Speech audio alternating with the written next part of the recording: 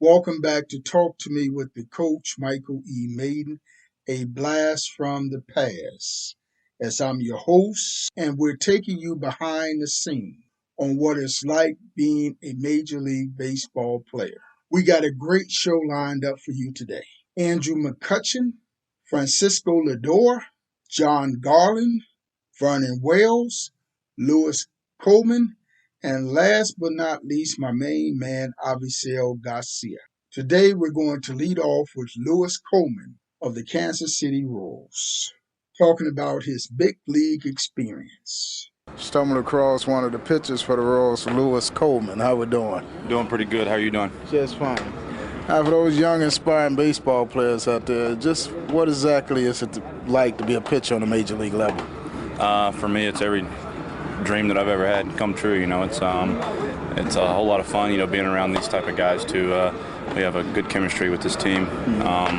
You know, but we have a lot of fun, and I think that's what it's all about. You know, just growing up and having fun, and you know, just enjoy playing the game of baseball. Now, when you say you have a lot of fun, what does that fun consist of behind the scenes now? You know, just pranks on each other. Keep it clean though, and just you know. Going out to dinner, just stuff like that. You know, real clean fun, but at the same time, just getting to know each other, and you know, maybe somebody's family comes in town, you go hang out with them too. So a little bit of everything. So, you know, I used to coach college ball, and I scouted for 5 major league teams. You know, when I coached college ball and summer travel teams, I used to get on the road and have pillow fights and all that stuff. Did that go into the big leagues? No, I don't think the pillow fights go on. But whipped cream? Yeah, they get some whipped cream after a game or something, you know, or some just knocking on doors, you know, every now and then in the hotel. Running through the halls? Yeah, running through the hall, you know, like 13-year-old kids do. I would know about that. Yeah, we act like we're 10 years old every now and then. So now when you get out on that mound, I always tell kids the quickest way to the big leagues is pitching and catching. I mean, when you get on that mound, what type of mental toughness do you have to have compared to high school and the college level? I think just a little bit more, just because the hitters are better and you got to be able to flush it. You know, Konerko comes up to bat and rips a double, and he's standing on second with no outs. You got to be able to forget about it, and you know that there's a guy on second, but at the same time, go right after the next guy, and you know, just being able to go one pitch at a time and making adjustments is the biggest mental part for me right now. Just being able to take it a step at a time. Hey, I know when I coached college ball and the guy came up and he hit the ball hard, I would always tell the bookkeeper to put a X by his name and let me know every time he come up. And when the guys really got your number in the big leagues, do you want to, you know, pluck them sometime? Don't ever really want to throw at them, you know, but... Oh, you can't say on camera anyway, right? No, yeah, exactly. We can't talk about that kind of stuff. But we might come inside a little bit and try and send a message, but never really trying to pluck a guy, you know, just... It's not on TV anymore. Yeah, not on TV. Not on TV. No, we might get fined by Major League. We'll just try and we'll try and punch him out in 3 pitches. Okay. So we're taking the kids behind the scene, but you know they clean in the major leagues. Yeah, very clean, right? So I mean, what is it like when you're on the road, traveling in and out of hotels? What is that experience like for those youngsters? It's like I said, a dream come true. It's just everything's really nice, and you get treated really well, and get treated better than we should sometimes. And it's just. I'm from Mississippi in a really small town, and it just seems like Chicago is a whole nother world. It's huge, but it's a lot of fun, and I've enjoyed it. All right, the coach take you behind the scene with one of the pitchers for the Kansas City Royals, Coleman. Appreciate it. Thank you. Well, next up in the lineup is Andre McCutchen. Now, this was a short but good interview with McCutchen. Here it is. My fastest time, but actually I ran against somebody who beat me. He ran a 6.13. That's real brother speed. Yeah, that's real brother speed. So yeah, he ended up getting drafted too. Made it through the minors for a little bit, but then decided to go play college football after that. So, but yeah, that was my fastest time though. You know, I do a summer travel team as well, and I have high school age ball players, and I got one kid. You just his hero, my outfielder. Will Thomas. I'm going to throw a shout out for you in front of your boy, Will. But, I mean, what does it feel like to have high school players, college players just emulate you? I mean, that's good, man. It's a blessing because I was the same way, you know, coming up through the league, and not even the league, but just you know, being young, being in high school. I looked up to Ken Griffey Jr. I looked up to Andrew Jones, Kenny Lofton. There's so many people I looked up to, man. And Torrey Hunter was another one. That's my guy. Yeah. You got some big boys. Yeah. Them were the guys that I wanted to be like. They were center fielders, playing out there in the outfield, and I watched them go run across the field, making these big catches, diving, and can hit. That's what I wanted to be like. And so it is a blessing to have people who look up to me as well, and it's just good to know. One of my first scouting jobs with the Pirates, so y'all got a place in my heart. When you think back, when you got that call up to the big leagues, and walked in the locker room for the first time and saw your uniform, what was that experience like? I mean, it was definitely a dream come true. All the hard work, you're paying off, you getting there. They always say it's hard to get there, but it's even harder to stay there. And I went with that motto, and I knew when I got there it wasn't over. I knew that now I can relax. I knew I had to keep working hard because there's always going to be somebody under you trying to get your spot. And but it was definitely a great experience being able to wake up, be able to be there, and to know that if things go well the way I want them to go, I can make a good career for myself. Coach with the man Clutch. All right, appreciate it. Yeah, no problem. Next up in the queue is Francisco Lindor, when he was a young and up-and-coming player. I think this was his second year in the major leagues when we did this interview. And we got the man here, Lindor. How we doing? I'm doing great. Thank you. How you doing? I'm doing great. Good. It's been unreal. It's been better than what I dreamed of. Dream big to play the game the right way and continue to work hard as you can day in and day out. Because you never know there's going to be great careers. Never get an opportunity to play in postseason, play or World Series. And in your young career, you had a chance to do both. How does that feel? Oh, it was unreal. It was probably by far one of the best experiences I had in the game besides the World Baseball Classic. The World Series, it was something that I can't even describe. Going to Game 7, that's what every kid dreams of, going to Game 7, playing the last inning, how he played out. It was just cool. It was special.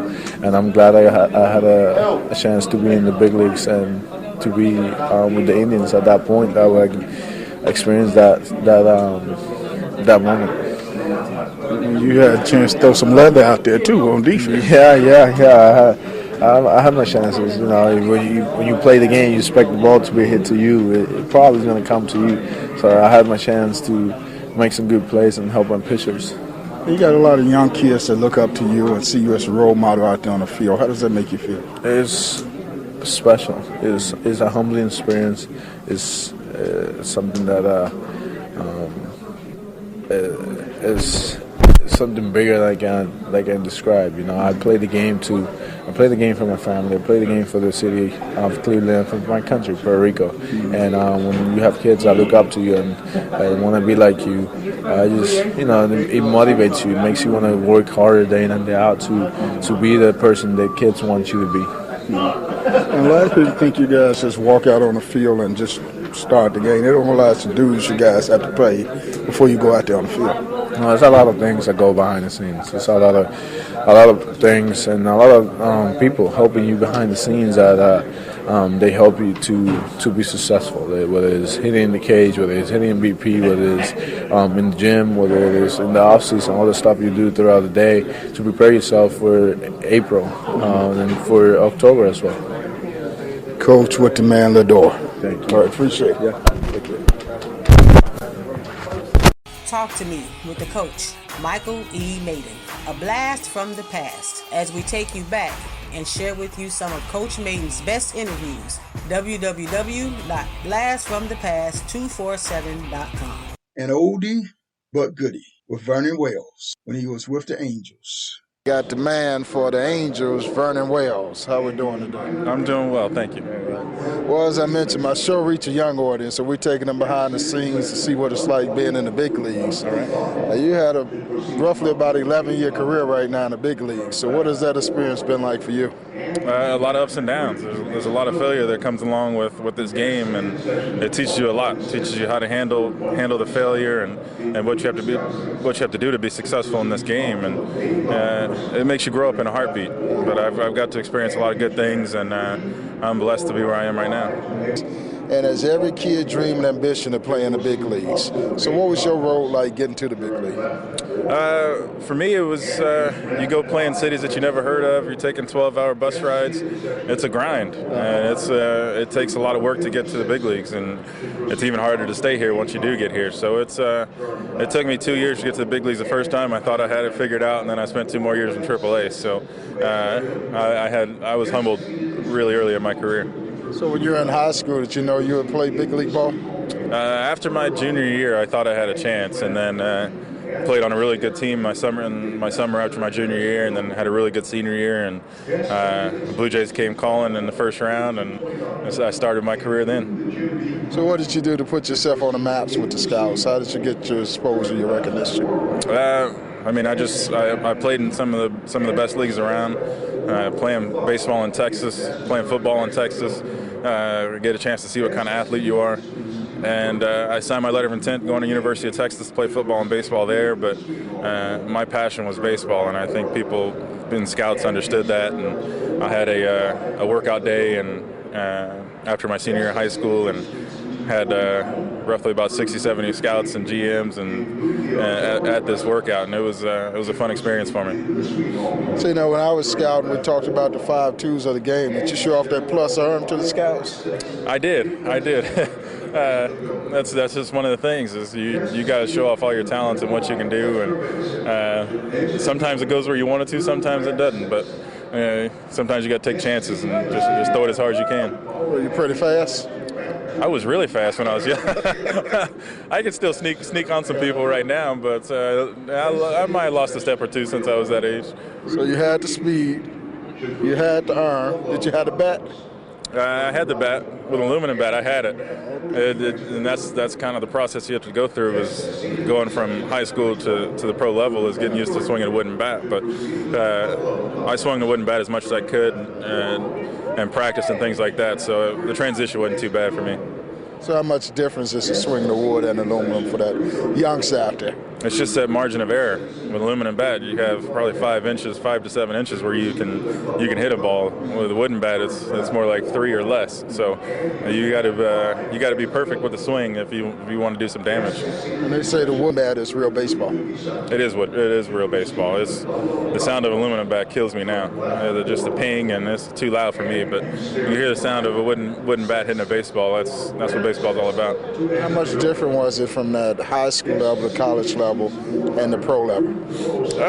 It's that playing every day. It's getting your body used to doing it on an everyday basis is tough. You go through. I went through soreness after the first week that I didn't think I'd have just playing a simple game of baseball. But it'll get you. It'll creep up on you. And the wear and tear of a major league season, what does it do for your body? Once it gets to about August, September, it hurts. It hurts. But you go through probably a 2-week period where you just feel dead, but then you get your feet back underneath you and you get going again. And hopefully this will be my first experience playing in October, so I'll be ready for that. Well, we got you standing out here in Chicago in the cold, and I know West Coast, y'all not used to this. No. So I'm going to ask you this last question. All right. I asked all the major leagues first interview. When you get to the big leagues, you get that call and you're walking in the locker room for the first time and see your uniform, what was that experience like? I'll never forget it. Just being in a big league clubhouse. I was nervous, and I told myself, just go up and swing at the first pitch. No matter where it is, just swing at it, get the butterflies out. And I looked at a 4-seam fastball right down the middle. I don't know why I did it to this day, but I remember striking out a couple times, and it just went by so quickly. But it took me a couple games, got a hit, and figured it out after that. Who was your first hit on? Eric Milton, lefty. Home run? No, it was a double. Scored the game-winning run that day, so it was good. First home run was off Orlando Hernandez, Duque. See, when they get to the big leagues, they don't forget those firsts. You don't forget. Coach, take you behind the scene with the man, Vernon Wells. Appreciate it. A blast from the past. Classic Major League Baseball interviews. As we take you into this interview with my main man, Avisail Garcia. He has always been a class act with the coach, and this is just one of my many interviews that I did with him. We got right fielder Garcia. He's going to tell you about what it's like for him being in the big leagues. So sit back, relax, and enjoy today's show. Welcome back to Talk to Me with the coach, Michael E. Maiden. And we're on the road once again, bringing you big leaguers. And I got the man for the Chicago White Sox. Pronounce that. Avisail Garcia. Okay, I'm going to call him Mr. Garcia because y'all already know the coach good at butcher names. All right, my show reaches young audience, young, aspiring high school, college baseball players. I used to coach college baseball, and I scouted for 5 major league teams. Does every kid dream of playing in the big leagues? You in the big leagues. What's that feeling like for you? You know, I feel like this is, like a dream because when you sign your contract, you're gonna be. Your goal is going to the big league. Like work hard for make the big league, and I'm proud, and I give it the glory to God. Put me here and play every day, and I feel blessed, and just gotta keep work hard and see what happens. So, man, what is it like? What is it like being up here, playing with these guys you see on TV all the time? Yeah, it's pretty good feeling because you always see these guys on TV, and the stadium changed. There's so many fans, and everything changed. Everything's get better when you get here, and I'm just trying to work hard and do something good to keep to stay here. Mm-hmm. So, Miguel Cabrera. Bidding for the Triple Crown, you came up, that was your mentor. He was taking you under your wings before you came over here. What is it like being around a guy like that? That's a dream because, he's a big all-star player. For me, he's the best right now. And, he's a great person. He's always talking, a lot of good stuff to me. Do this, do that, but good, never give up, just keep working hard no matter what happens, and then you're gonna see what happens. Mm-hmm. So he's my friend, he's like my brother. We always talking. Mm-hmm. So when you come to the ballpark, do you just pinch yourself like, is this really real? Yeah, it's like you know what? When I was playing in the World Series, everybody say, "Hey, you play in the World Series?" Mm-hmm. Okay, yeah, I know. Mm-hmm. But it's like I know it's the World Series, but not like everybody say. But when I get home, I saw TV. I say, the TV show World Series and all that stuff. I say, wow, I play that. I play there. So I was like, wow, okay, I play in the World Series. So now, amazing. When you walk down the street now, every girl in town looking at you, won't you now? Nah, just do my job, man. Just do my job. Trying to do my best to win game. That's why we're here. Just focus, concentrate, and play hard. So what has it been like being in Chicago? I think it's a great city, beautiful city. They got a lot of good players here. We're like a family here, and everybody's good, man. Everybody say hi to you, everybody, care about you. I think that's good, that's important in a team. And what about this White Sox, your teammates? I mean, you got guys like Adam Don, that got to be the biggest character around there. Yeah, we're always joking around with Conerco, Adam Don, Beckham, the Asa, Viciero, all the guys, we're always joking and, trying to have fun, man, because you got to have fun in what you do. So, man, when you think about being in the big leagues, what would you do right now in exchange for this opportunity? Just trying to do my job, play hard, and, trying to win games, trying to pay attention, to focus every day, and prepare myself for, and get experience, for, trying to learn every day something, because in baseball you always learn something, and being traded, the White Sox, are you concerned about the image of too much expectation being put on you that it makes you hard to live up to what you need to? No, I just focus on my job, focus on what I gotta do to getting better, because that's not gonna happen like this. You gotta work on that. You gotta keep working. You gotta get experience and just play hard and focus. You're getting big league now. See, you're getting big league now. Yeah. So let me ask you this last question. When you walked in that locker room for the first time, Major League locker room, and saw your uniform, what was that feeling like? I feel nervous, like that's really happening right now. Yeah. So deserve it, have fun. I just deserve myself, to be here.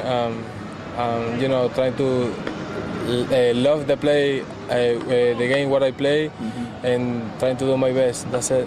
Did you cry? Huh? Did you cry? Nah. He won't tell you on TV land.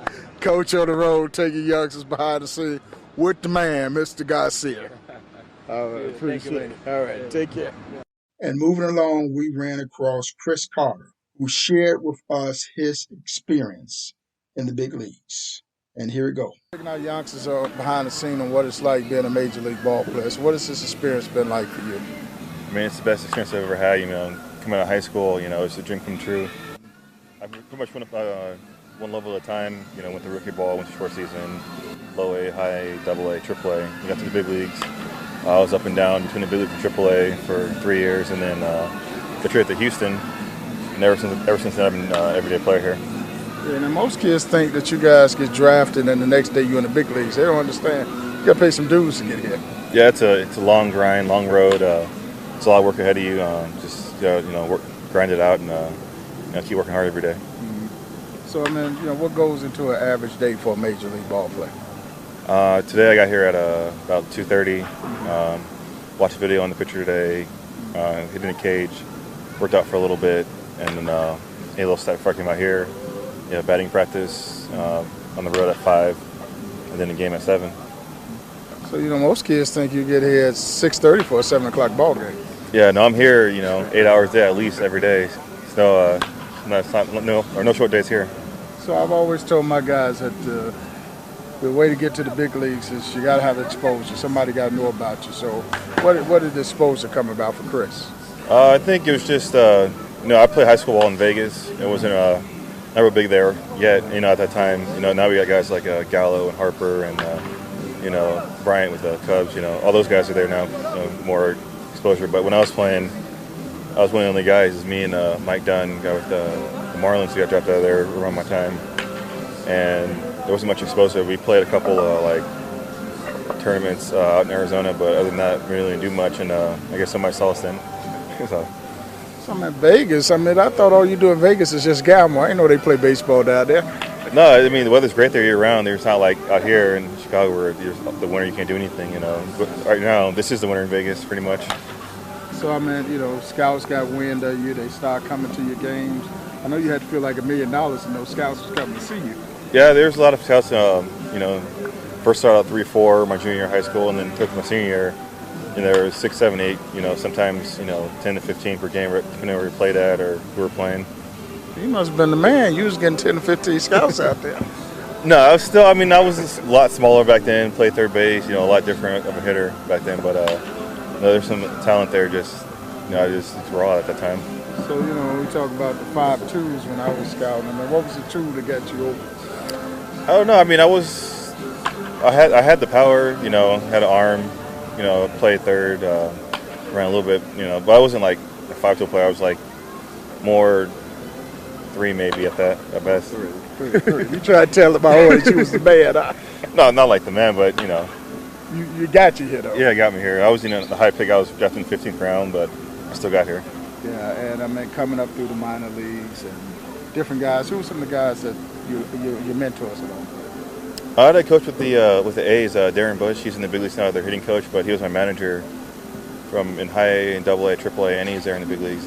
Just a really great guy, and always helped me through anytime I struggled and was there for me. I want to take you back.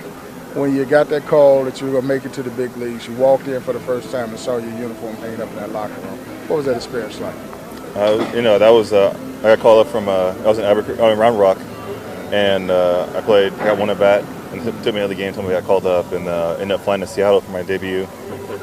And I got there around 4:30 right before the game, and walked in, and all the media was there, and they made me unlock it. It was just a real special experience for me, and something I'll never forget. Did you cry? No, I didn't cry. Pinch yourself? No.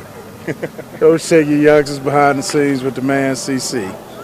I appreciate it. I am the coach, Michael E. Maiden, sharing with you some of my past classic interviews with Major League Baseball players.